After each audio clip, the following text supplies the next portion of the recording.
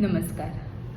नुकतीच आषाढी एकादशी झाली. जसं पश्चिमेला आपण आषाढी एकादशीला वारीला जातो. आषाढी एकादशी म्हणजेच देवशयनी एकादशी. तसंच पूर्वेला जगन्नाथजींची रथयात्रा असते. ह्या रथयात्रेच्या मागे बऱ्याच काही काल्पनिक कथा आहेत.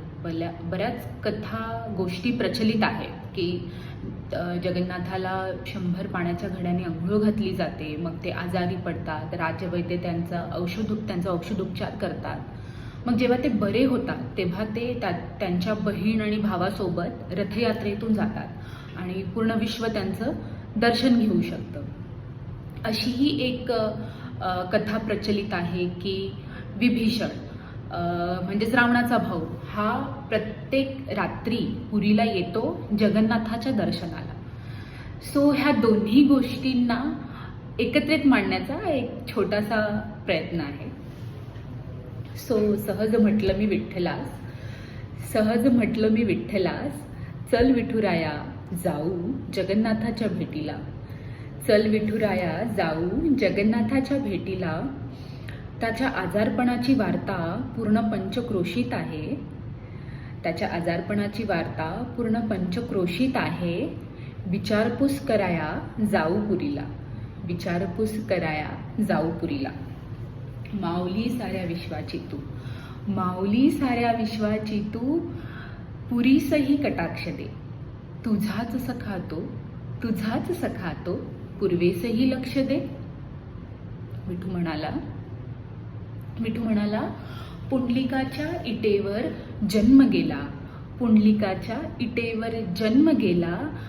अनवार कराच्या हाकेला नेहमीच मी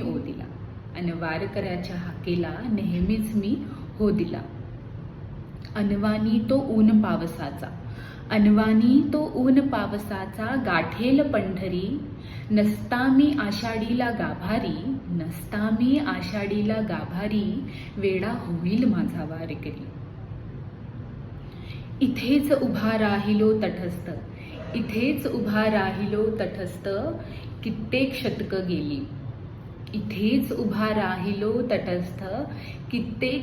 गेली.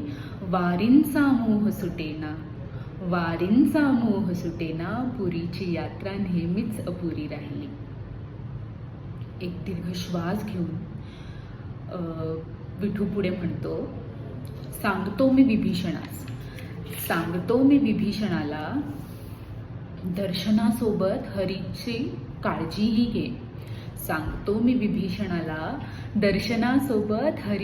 काळजीही घे. कृष्णवर्णीय मोगऱ्या अगोदर दशमूला जलते. जाऊन येऊ पुढल्या वर्षी आता जरा दमलोय रे. उन्हा थंडीची चाकरदारी माझी. श्रावणात थोडं आरामाचं म्हणतोय रे. गेलास जर तू तिकडे जगन्नाथास माझं प्रेम दे. मोहुनी नीलमाधवाच्या रूपास. वाळवंटीच्या पांडुरंगास विसरू नको रे. राम कृष्ण हरी. जय जगन्नाथ.